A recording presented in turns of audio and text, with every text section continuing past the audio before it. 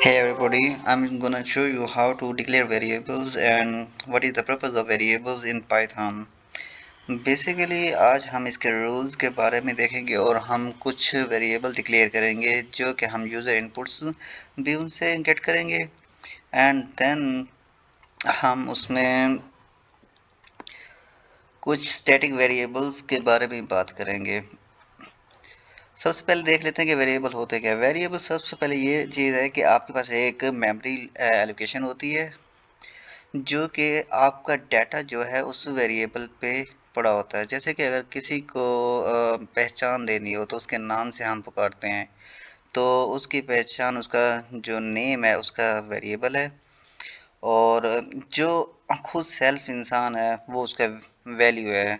तो इसकी डिक्लेरेशन की बात करें तो सबसे पहले ये स्टोर किया जाता है डाटा। डाटा स्टोर करने के लिए इस्तेमाल किया जाता है। अगर इसकी डिक्लेरेशन की बात करें तो var name equals to value, इसकी डिक्लेरेशन यूं की जाती है। अगर वेरिएबल रूल्स की बात करें तो हमारे पास एक तो ये स्ट्रिंग फॉर्मेट में होना चाहिए। स्ट्रिंग फॉर्मेट में किस तरह होना चाहिए कि लेट्स सपोज कि मैंने एक वेरिएबल लिया नेम के लिए, ठीक है, और उसमें मैंने वैल्यू पास करा दी तारिक महमूद, ठीक है। इस टाइम ये वैल्यू है, असाइनमेंट ऑपरेटर है, देन वेरिएबल नेम है। असाइनमेंट ऑपरेटर ये चीज़ फॉलो करता है कि आपका जो भी डाटा है या वैल्यू है वो असाइंड हो गया है नेम वेरिएबल को। जबकि हमने बाकी लैंग्वेजेस में ये देखा था कि उसमें स्ट्रिंग इंट डाटा टाइप हम साथ मेंशन करते थे, लेकिन इसमें वो कोई सी नहीं है। पाइथन के अंदर जस्ट वो वैल्यू को रेफर करके उसकी डाटा टाइप असाइन कर देता है। तो हमारे पास ये इस तरह की डिक्लेरेशन होती है। तो बात हो रही थी कि स्ट्रिंग फॉर्मेट में होना चाहिए। जो भी आपका वेरिएबल नेम होगा वो स्ट्रिंग फॉर्मेट में होना चाहिए। दूसरे हमारे पास पॉइंट ये है कि नेवर स्टार्ट्स विद नंबर। आप कभी भी इसे नंबर से पहले स्टार्ट नहीं कर सकते। तो नंबर से पहले स्टार्ट करेंगे तो वो कंपाइलर जो है वो एरर दे देगा।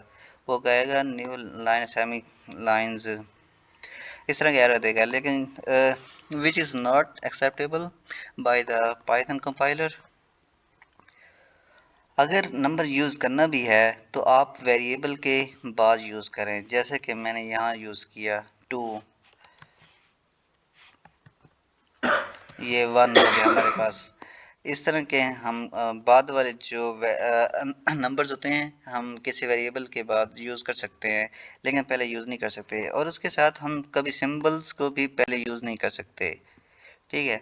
अगर मैं सिंबल को यहाँ ये करता हूँ, डॉलर लगाता हूँ, तो वो एरर आ रहा है। नॉट लगाता हूँ तब भी एरर ही आएगा, ठीक है। ये हमारे पास नेमिंग रूल्स होते हैं जो कि वेरिएबल फॉलो करता है। तो हमने क्या किया काम, एक वेरिएबल नेम लिया, कोई भी नाम रख सकते हैं, ये यूज़र डिफाइंड होते हैं, खुद पे डिपेंड करते हैं कि, लेकिन वेरिएबल नेम वो यूज़ करने हैं, चूज़ करने हैं जो आपने वैल्यू को रेफ़र किया हुआ है। जैसे कि अगर मैंने यहाँ नेम दिया हुआ है लेकिन यहाँ आपकी वैल्यू पड़ी है एज की, मतलब कि 21 एज पड़ी है, which is not acceptable by the compiler. Accept तो हो जाती है लेकिन उसमें इन द फ्यूचर प्रॉब्लम हो सकती है कि आपने वेरिएबल कौन सा यूज़ किया और उसमें वैल्यू कौन सी थी।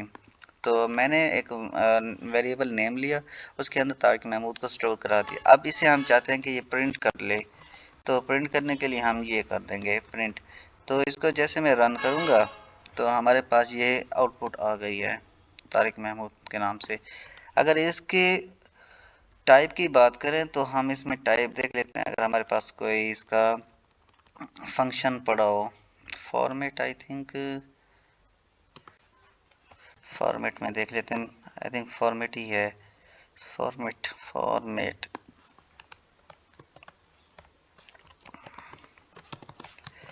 फॉर्मेट तारिक महमूद, इसमें देखते हैं कि जो इसकी टाइप बता दे।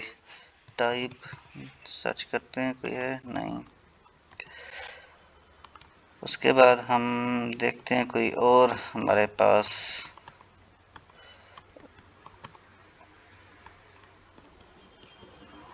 फंक्शन हो उसको यूज़ करते हैं कि जिससे ये हो जाए।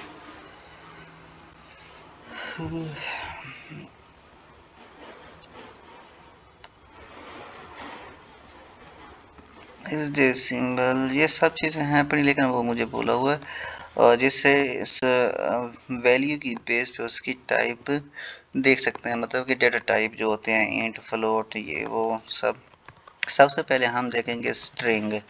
हम स्ट्रिंग की बात कर रहे हैं तो हमारे पास वो नेम भी हो सकता है स्ट्रिंग, लाइक के फादर हो गया, फादर में कोई भी एक्स वाई जी दे दें, और आपके पास CNIC नंबर हो गया जो कि वो भी स्ट्रिंग टाइप में होता है, लाइक दैट, यूँ करके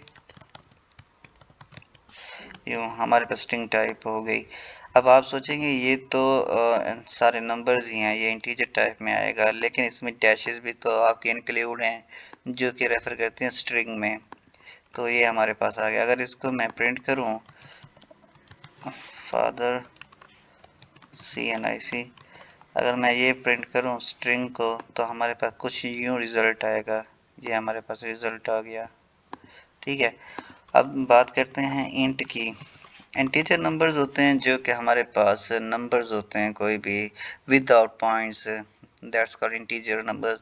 लाइक एज, एज एक आपकी इंटीजर टाइप है। 21 एज कर देते हैं, और उसके बाद आपका फ़ोन नंबर हो गया। Phone number, like phone number यहाँ आपका इंटीजर नहीं आएगा, वहाँ आपका आएगा स्ट्रिंग आएगा, लेकिन आप इसे इंटीजर में भी स्टोर करा सकते हैं। ठीक है, जैसे कि नहीं इस तरह हमारे पास सूटेबल वेरिएबल नहीं बनता, तो वेरिएबल हम सूटेबल बनाते हैं जिसमें एक तो इंट आ गया, कोई भी a इज इक्वल टू 2 कर दें और b इज इक्वल टू 5 कर दें। तो ये हमारे पास कुछ यूं ए बी, ये हमारे पास इनके देखें तो हमारे पास ये आउटपुट में आ रहे हैं ये तीनों चीज़ें ये वाली। अब बात करते हैं फ्लोट की। फ्लोट डेटा टाइप्स वो होती है जिनके पॉइंट्स होते हैं, लाइक के आपका पाई हो गया, पाई में 3.1415 ये आपका आ गया। ग्रेड की बात करें या CGPA की बात करें, CGPA, तो CGPA में भी यही होता है 3.09 समथिंग इस तरह। ये आपके कहलाते हैं फ्लोटिंग पॉइंट्स नंबर्स, CGPA। अगर देखें तो इसके आउटपुट में हमारे पास ये देखें फ्लोट हमारे पास आ गए।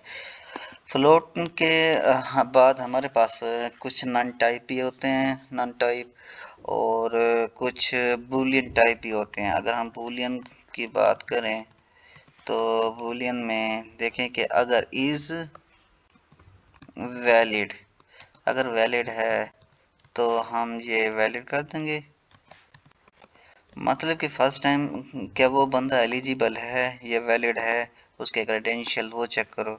तो जब इसको हम करेंगे तो इसका बनेगा इज़ वैलिड, और जो कि हमने स्पेसिफाई वैल्यू कौन सी की है, फॉल्स किया, तो ये फॉल्स ही शो कराएगा आपके आउटपुट में।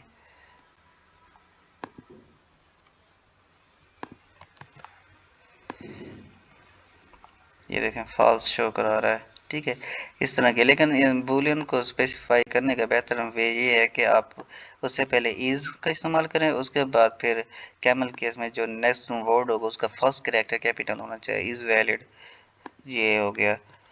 लाइक दैट कि इज़ वैक्सीनेटेड, क्या वो वैक्सीनेटेड है, यस ट्रू, वो वैक्सीनेटेड है।